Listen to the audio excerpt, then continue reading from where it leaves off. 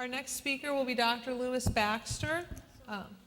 Dr. Baxter is an associate clinical professor of medicine at the University of Medicine and Dentistry, New Jersey.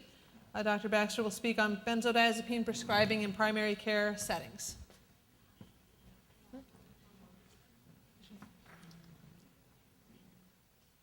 I right?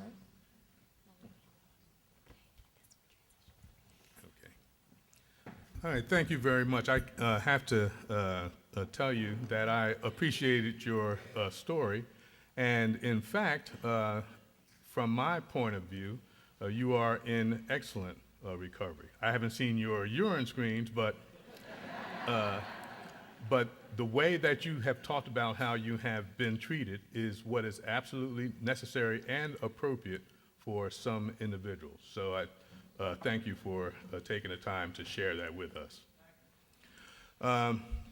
To the group, I think that you all know, but I'm going to tell you this. We are so fortunate to be able to sit here and listen to some of the absolute icons in this field.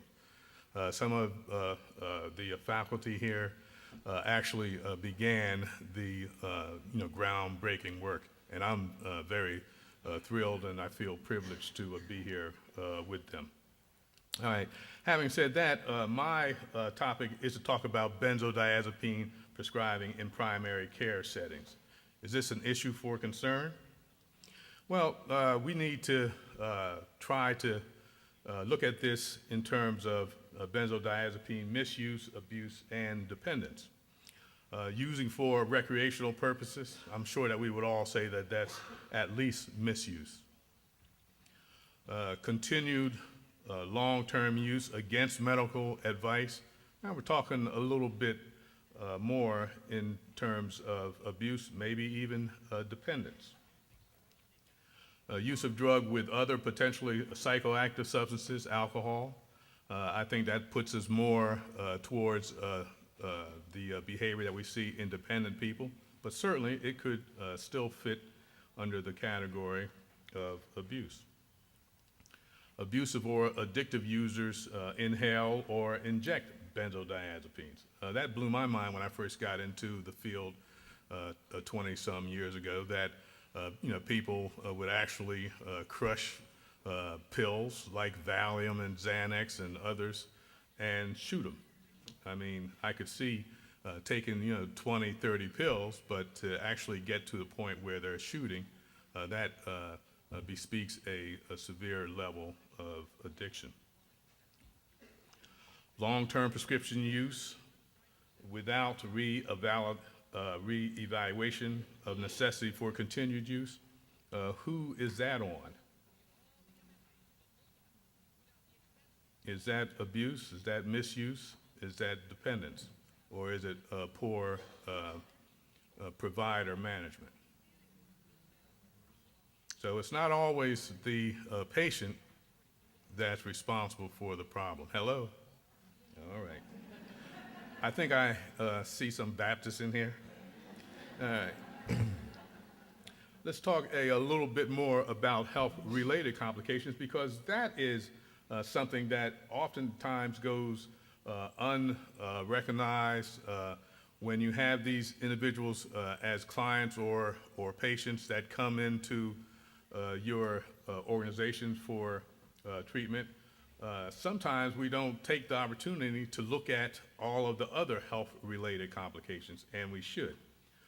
Many of our clients and patients aren't seeing physicians, real physicians, or seeing physicians on a regular basis, and they have health-related complications. Overdose and death with other drugs, especially opiates and benzodiazepines, we all get that. We all have seen that. The blackouts, memory loss, paranoia, violent and criminal behavior, sometimes, especially the latter, is not always connected. Part of what I do is I'm on the national board for the National Association of Drug Court Professionals.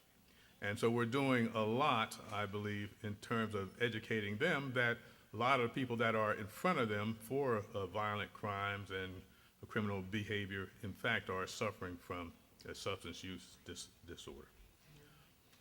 When you're trying to educate and trying to rehabilitate some of these patients, you have to understand that some of them have cognitive impairment as a result of their use.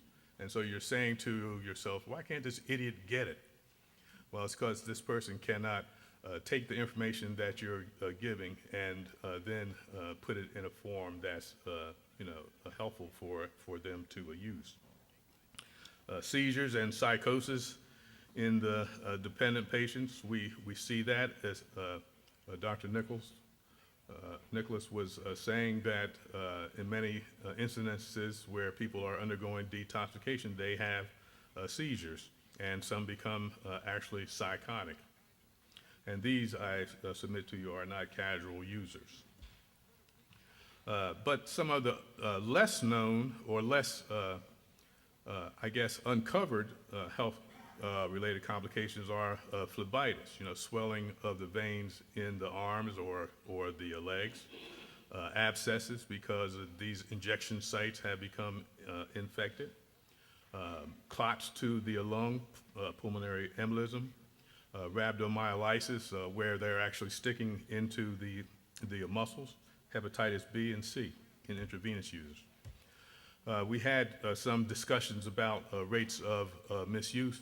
Benzodiazepines are rarely used as the primary drug of choice in the patients that I've seen.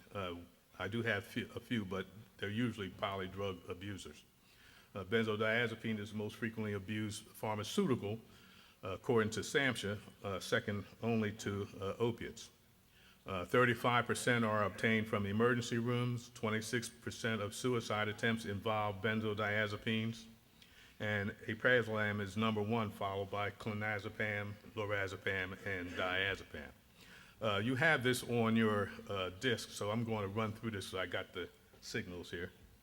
But there are some pitfalls for physicians. There are some ethical and legal issues that must be considered regarding long-term use in chronically medically ill patients, taking people who have panic disorder off of their benzodiazepines when nothing else will work, and the chronic psychiatrically ill.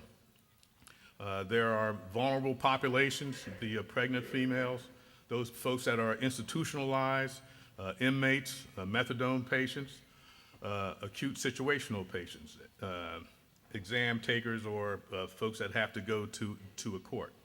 But the point is that some of these populations don't have control of what's going on with them. Some nursing homes will have people on benzodiazepines just to keep them quiet. Unfortunately, some people that enter into the criminal justice system and are undergoing detoxification will be given medication just to keep them quiet. All right. There's a duty to third parties. Prescriptions may lead to harm to others.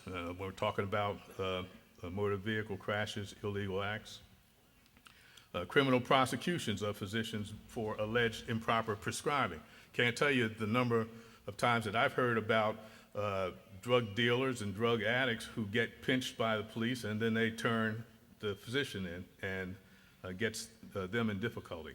And some of them deserve what they get. Okay, and one of the big problems I see is a lack of consultation, that's psychotherapy, along with the prescribing of the medication. As you heard it said, when people have a full-pronged approach, medication plus psychotherapy, they do better. There's a lack of documenting decision-making process. You've heard it said, the gentleman told us that when decisions are made together with the patient and the prescriber, that things go better. And there are other pitfalls. I was looking for some general guidelines, and the purpose is that we need to try to figure out something, because one thing does not fit all, as you said. But I think that we can all agree that avoiding prescribing to known polydrug users, including those with dependence, is a good thing. Dose reduction should be with patient consents. Patients should be advised of long-term use risk. Patients should use one physician for all prescription writing. And we should have regularly scheduled treatment reviews. Does this patient need to continue on this medication?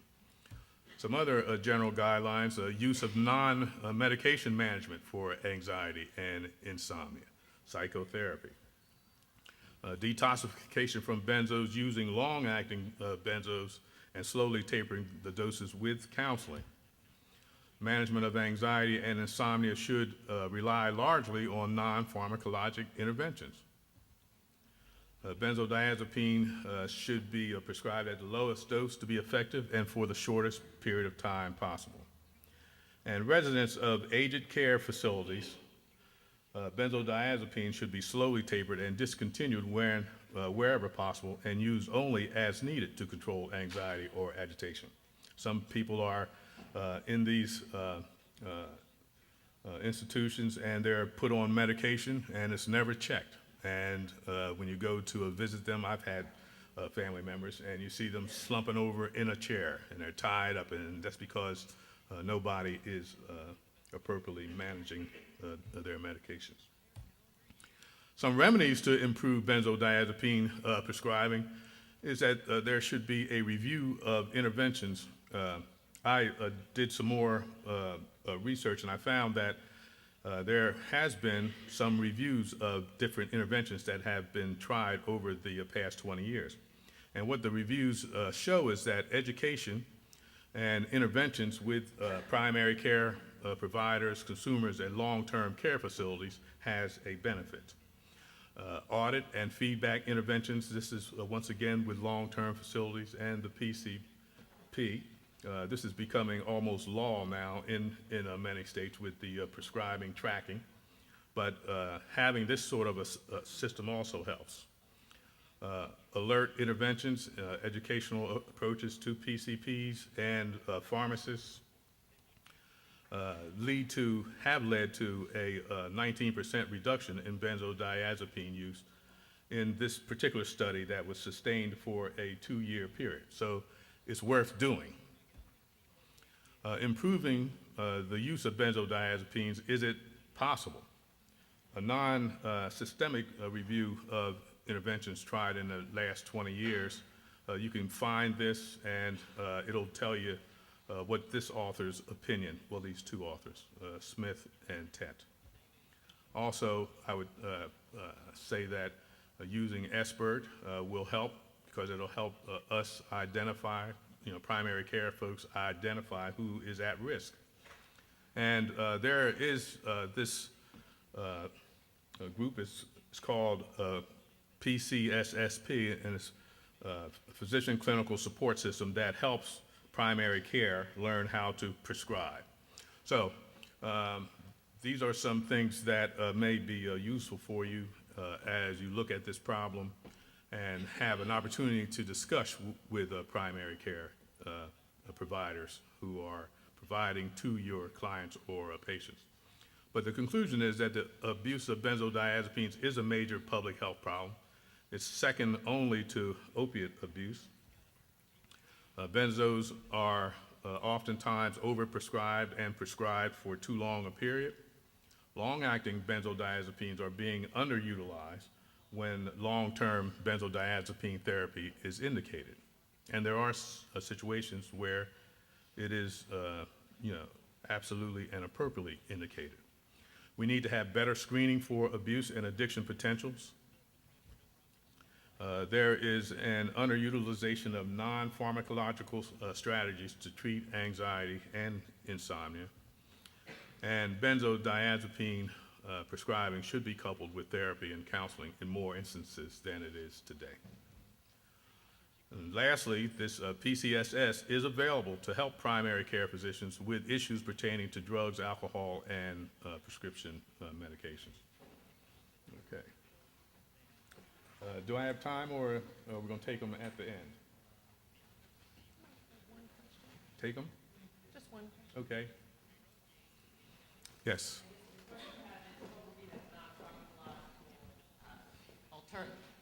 Non-pharmacological alternatives for insomnia and anxiety to the benzodiazepines. One problem we're encountering is Ambien, Zolpidem, sulfate, and clients report marijuana. Right. Well, those are definitely neither of which have been helpful in our population. sure, and they are pharmacy. But things like teaching people about sleep hygiene. You'd be surprised how much benefit you can get from just teaching people how to go to sleep, how to turn off the music, how to relax, prior to going to a bed, and once again, getting people involved with psychotherapy so they can learn how to deal with their anxiety. Taking 10 deep breaths. You all know this sort of stuff, but these are the things that are underutilized when we're managing, patients with these problems. And we need to do more of that rather than pulling out the prescription pad immediately. Okay.